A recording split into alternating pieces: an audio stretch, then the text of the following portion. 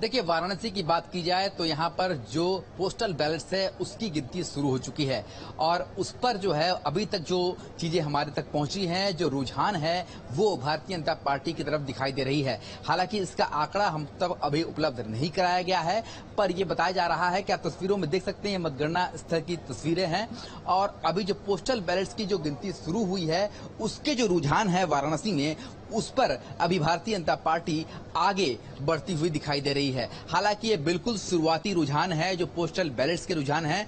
अभी तो ईवीएम खुलना बाकी है।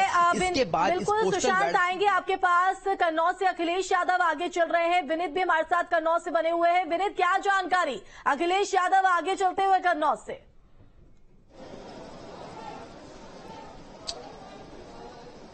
अब बिल्कुल आपको मैं सीधे मतगणना की तस्वीरें भी दिखाता जाता हूं और बताता भी जाता हूं कि किस तरीके से जैसी पोस्टल बैलेट की गिनती शुरू होती है और जितना वक्त गुजरा है उसमें रुझान यही सामने आ रहा है कि अखिलेश यादव आगे यहां से लगातार चल रहे हैं और अब उनके भाग का फैसला या दोनों प्रत्याशी भाग का फैसला थोड़ी देर में ही 12 बजे तक इस बात का स्पष्ट हो जाएगा कि कौन आगे है और कौन पीछे है। लेकिन तैयारियां पूरी आप देख सकते हैं, लगातार काउंटिंग की जा रही है, बाहर पूरी तरीके से फोर्स तैनात की गई है और बड़ी अहम सीट है। देखिए, समाजवादी पार्टी का गढ़ रही है। अगर 1998 से लेकर अब तक की बात करें तो सिर्फ 2019 को अगर छोड़ दिया जाए तो लगातार ये सीट समाजवादी पार्टी के कब्जे में रही है। चाहे मुलायम सिंह यादव जी की बात की जाए, अखिलेश यादव की बात करें, डिम्पल यादव की बात करें, हर बार यहां से वो सांसद तमाम बार रहे हैं। तो कुल मिलाकर एक बड़ी चुनौती अखिलेश यादव के लिए है कि कैसे इस सीट को वापस पाया जाए जो 2019 में भारतीय जनता पार्टी यानी सुब्रत पाठक के हाथों में चली गई थी।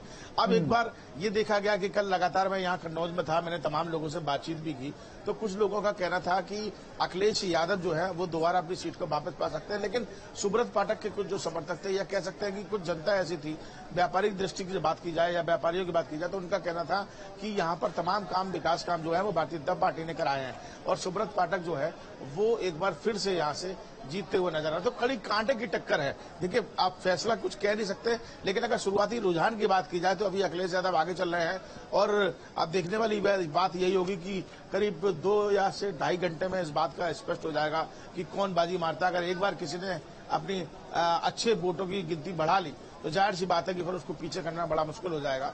तो बड़ा एक निगाह बना के रखनी पड़ेगी इस सीट पर, क्योंकि काफी अहम सीट ये मानी जाती है और शुरुआत से ही देखा गया है कि कन्नौज में अगर बात करें तो स्थानीय लोग इस बात को कहते हैं कि कन्नौज में अगर किसी ने विकास कराया है तो वो अखिलेश के समय में विकास हुआ था। लेकिन पिछले 5 सालों में सुब्रत पाठक ने जिस तरीके से काम किया और अपने व्यवहारिक दृष्टि से बातचीत की जाए तो उनका थोड़ा सा एक अपना भी वर्चस्व है, तो वो भी देखना पड़ेगा। और जनता अब किसे चुनती है, मतदाता ने किसको वोट दिया, ये जल्द स्पष्ट हो जाएगा।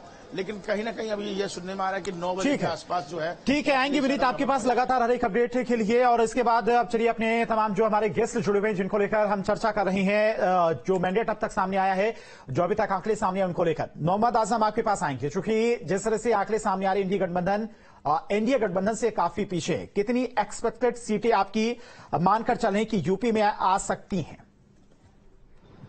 जी धीरेन्द्र जी, हमने शुरू में कहा कि जो समाजवादी पार्टी और इंडिया गठबंधन ने अपनी एग्जिट पोल, अपना एनालिसिस किया है, उसके हिसाब से कम हमें 40+ यूपी में आनी चाहिए। लेकिन अब देखते हैं कि बीजेपी का टारगेट तो 80 का है, आप 40 लेकर ही क्यों चल रहे हैं?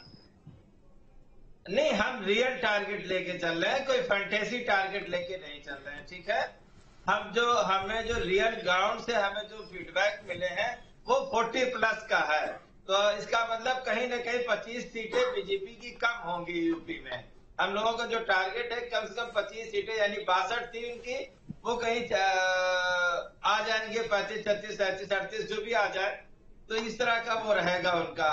हम रियल टारगेट पे हैं, हम कोई फैंटेसी की बात नहीं कर रहे हैं। सूर्य महफिल जी, मोहम्मद आजम कह रहे हैं कि हम रियल टारगेट पर हैं, फैंटेसी टारगेट लेकर नहीं चल रहे हैं। और देखिए, कन्नौज की बात करें और मैनपुरी की बात करें तो यहां से अखिलेश यादव कन्नौज से, तो मैनपुरी से डिम्पल यादव आगे चल रही हैं। वहीं आजमगढ़ से अगर बात करें तो धर्मेंद्र यादव आगे चल रहे हैं। धन्यवाद। देखिए, अभी इनके जो नेता हैं अखिलेश जी, वो तो कह रहे थे कि हम 50+ जीत रहे हैं। चलिए, आजम साहब ने 10 तो कम की है अभी शुरुआती रुझान देखकर, और अभी धीरे धीरे आप देखिएगा कि धीरे धीरे ये 5 से भी कम पे आ जाए।